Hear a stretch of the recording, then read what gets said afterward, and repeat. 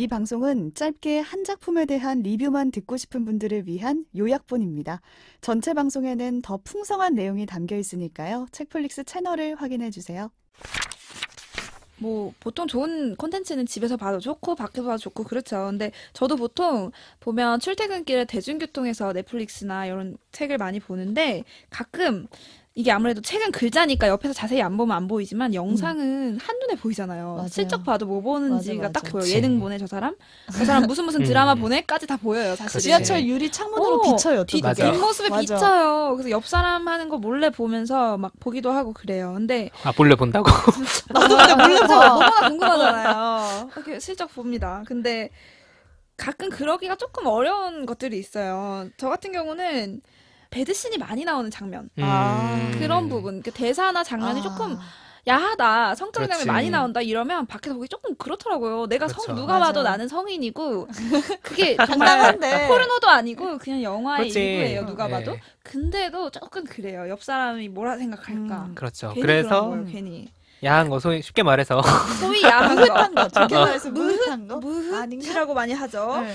그래서 저는 최근에 재밌게 봤는데 밖에선 못 봤던 그 콘텐츠를 집에서 많이 보고 있는데 바로 넷플릭스 오티스의 비밀 상담소라는 작품 소개드리고 싶어요. 어떤 작품? 너무 유명하죠. 사실 그쵸? 최근에 최근에 많이 보시는 것 같아요. 많이 이제 인기를 많이 끌었고 근데 이게 실제로 청소년 불가 수위예요. 넷플릭스 기준으로. 그리고 원제가 오티스의 멋조고가 아니라 섹스 에듀케이션 두 단어예요. 딱 그래요? 성교육이구나.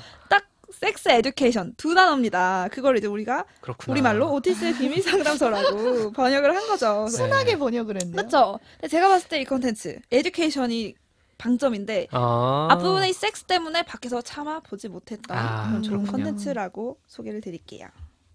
맛보기 스푼 오늘 하나씩 준비하기로 했는데 어떤 거죠? 맛보기 스푼이란 단어를 혹시 아시겠죠? 저희가 베스킨라빈스. 31가지 맛의 아이스크림 즐길 수 있는 그 상표명 가게에 얘기해도 가면- 됩니다. 그렇습니다. 팟캐스트이기 때문에.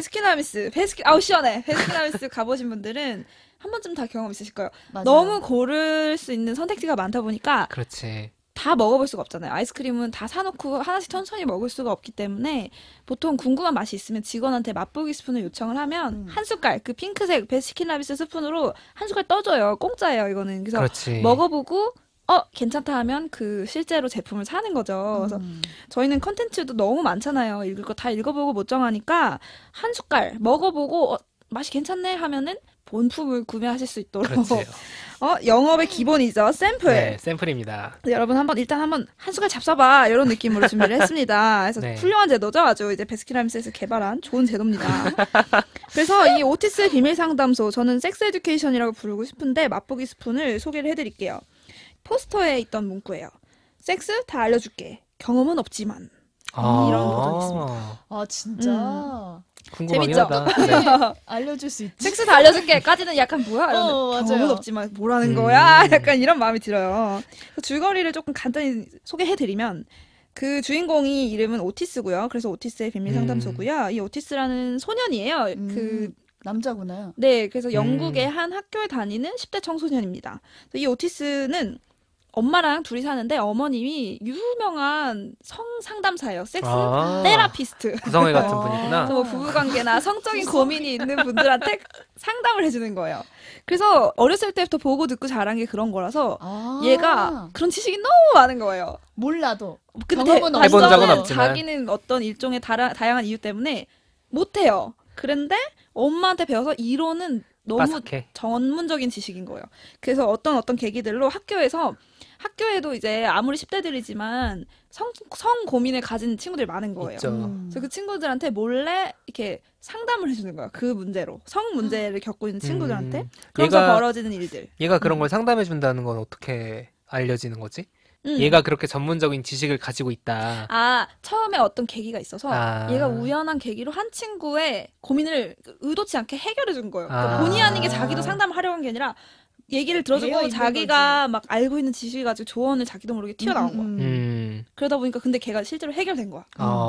그게 약간 소문이 나면서 또 두 번째 주인공 이제 메이브죠. 여자 주인공입니다. 메이브 이 소녀가 가능성을 발견한 거야. 얘가 솔직히 어리버리하고 좀 숙기 없고 이런 애인데 오티스가 얘가 이런 성적인 부분에 있어서 정말 탁월하구나, 상담하는 능력이 좋구나를 발굴한 거죠. 소위 이런 마인드가 있어야 사업을 또 잘 하거든요. 그래서 네이브가 캐스팅을 당했네. 사업을 벌입니다. 그래서 교내 상담소를 운영을 하면서 이 여자가 매니지를 하는 거죠. 이 남자는 상담을 하고. 그럼 돈을 받나요? 돈을 받습니다. 놀랍게도 전문 상담입니다. 자원봉사 아니고 돈을 둘이 나눠 가져요. 그래서 오티스랑 메이브가. 그러면서 이제 다양한 친구들의 성 고민을 알게 되는데 되게 다양한 문제가 있는데 실제로 10대들이 갖고 있는 성적인 문제 상황들, 우리는 그동안 덮어놨던 거, 그런 거를 좀 보여준다고 할 수가 있죠. 그러면 매 에피소드가 그런 상담 하나하나를 해결하는. 그렇죠. 각각의 사건, 그리고 얽힌 인물들, 그다음에 얘네한테 조금, 그래서 에듀케이션이에요. 그러게. 그래서 제가 이 섹스 에듀케이션, 섹스 때문에 많은 사람들이 유입이 됩니다. 저도 실제로 그런 거를 약간 기대했어요. 보통 이런 성적인 주제를 가진 작품들은 대부분 에로틱하고 섹시한 장면들도 맛배기로 중간중간 넣어주면서 사람들한테 되게 만족을 줘야 되는데 이 드라마의 가장 큰 특징은 안 야해. 아니, 저는 반기를 들게요. 저는 이거를 한번 보고 싶어서 사실 지하철에서 도전을 해보려고 오티스의 상담소를 딱 열었는데 한 지하철에서 1분 30초? 그쵸. 초반부터 2부가 되기 전에 장면이 나왔어요. 그래서 이건 에듀케이션이 아니다. 그래서 제가 이걸 집에서 봐야겠다고 살짝 접었던 기억이 나거든요. 저도 처음에 약간 공공장소에서 저는 애초에 영어 제목을 보고 집에서 시작했어요. 그래서. 그렇지. 왠지 떨려가지고. 그럼 처음에만 그런 거고 나중에 갈수록 아닙니다. 점점 뭐야? 아까 아니래매. 안냐하다고 한 이유가 뭐냐면 분명히 다 나와요. 어떻게 보면 우리나라 드라마랑 비교가 안 되게 적나라하게 대사나 장면들이 다 나옵니다. 근데 그 부분이 되게 안야해요. 이상해. 저는 그게 가장 새로운 느낌이었어요. 분명히 배드씬 것도 젊고 어린 여자, 남자 혹은 동성까지도 그런 배드씬들이 나오는데 야하다는 느낌이 안 드는 거예요. 그러니까 그 소위 야하다는 게 섹슈얼한 느낌, 에로틱한 느낌이 전혀 없어요. 그래서 그게 되게 신기했거든요. 그래서 저는 이거를 교육물이다. 나도 모르는 사이에 교육당하고 있다. 그런 교육의 정보가 실제로 있어요?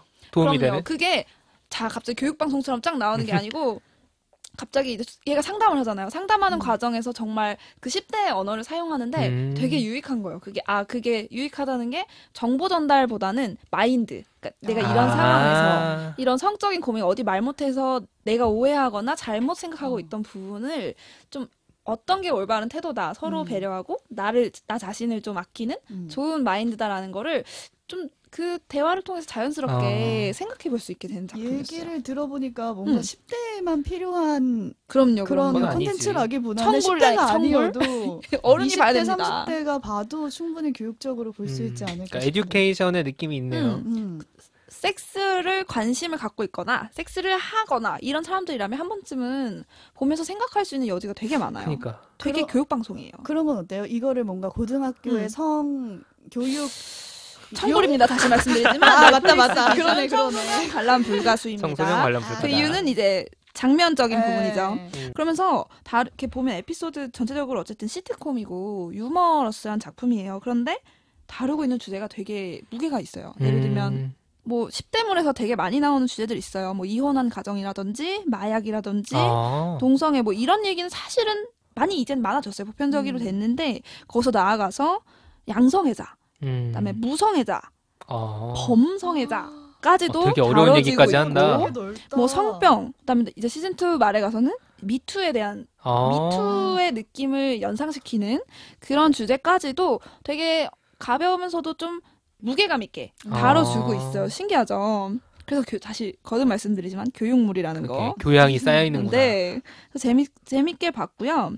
제가 이거를 야하지 않다라고 했잖아요. 제가 학부 다닐 때 어떤 수업에서 배드씬을 주제로 발표를 한 적이 있어요. 그 드라마나 영화에 배드씬을 연출하는 거에 대해서 발표를 한 적이 이렇게 조별 과제를 한 적이 있어요. 근데 보면 배드씬은 목적이 대부분 있잖아요. 이 살색, 그다음에 소리, 연출이. 음악과 이런 걸로 되게 야하게 연출하는 경우가 많잖아요. 그건 이유가 있는 거잖아요. 그래서 특정한 문법들이 있어요. 그래서 예를 들면 관음증적인 구도. 몰래 내가 훔쳐보는 듯한 느낌. 실제로는 그냥 보여줘도 되는데 영화관에서 마치 이렇게 어떤 구석에서 보는 듯한 연출을 한다던가 카메라의 시선이 그렇다는 네, 거죠? 조명을 실제로 밝은 데서 할 수도 있는데 어둡게 약간 연출한다던가 색깔도 빨간색 이런 거 좀 내 감각적으로 나를 자극하는 유의 색감을 쓴다든가 이런 연출의 문법들이 많거든요. 근데 이 그 오티스의 비밀 상담소에서는 그런 구도가 사실 거의 없어요. 그냥 그래서 적나라? 아니야. 되게 다큐 같아. 막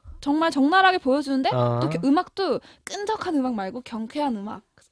그래서 장면은 적나라한데 그게 마치 어떤 에로보다는 그냥 시트콤 같이 그냥 톤이 가더라고요. 그래서 되게 그런 배드씬의 목적이란 무엇인가, 이 작품에서 배드씬이 어떻게 사용되고 있는가를 좀 생각해봤어요. 그래서 이거는 여기서는 야한 장면, 에로틱한 장면으로 감각적 만족을 좀 주려는 게 아니라 이 문제를 생각해보자라는 측면에서 좀 리얼리티를 살려준 게 아닌가 그러게. 생각이 듭니다. 그러니까 어떻게 보면은 배드씬에서 내가 그 상황에 어떻게 보면은 대입해서 어떤 그 교육이라는 내용도 흡수할 수 있으니까. 그렇죠. 그래서- 판타지가 아니다. 음. 섹스는 현실이다. 이런 느낌? 그치.